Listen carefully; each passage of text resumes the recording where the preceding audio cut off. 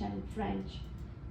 Of course, you know that he wrote a lot of novels in English, but at a certain point, he decided to give Pierre Louis a translation that he was supervising himself. So he could have done it himself, the translation from English to French, but he decided to give this other writer, Pierre Louis.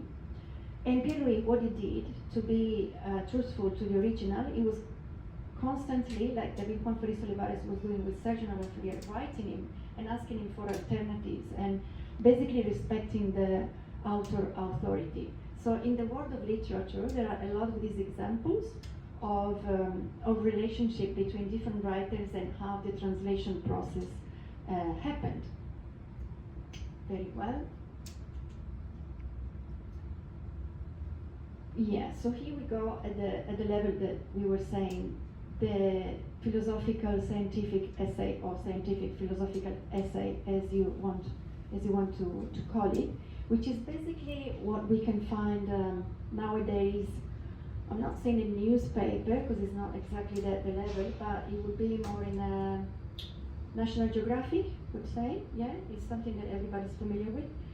So the translator of the impressive work of Sergio Navafrier into a third language, here he says, because we started from French into Spanish, it could go from English to Spanish, because some of the work were in English originally, but depending, of course, of the translator. And he says this knowledge of his own language must be like a literator or a writer, preferably in the genre of essay. So, a translator should be translating into his mother tongue, ideally. Let's say I'm Italian, I should translate whatever other languages I know into Italian. If you're Japanese, you can translate every other language into Japanese because that's your mother tongue. But he says that we require a certain level too, so a literal level of a writer, and then you can be specifically, let's say, trained for a certain genre. A genre in literature is a particular work, so the essay is a particular work, as we were saying. Imagine poetry. Poetry is a completely different situation. Yeah? So, can you picture how complex is the work of translation?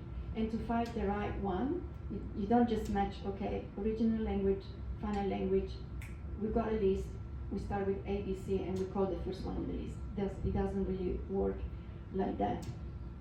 And of course, experience. We didn't even mention the experience, the years in translating that of course is making a lot of difference.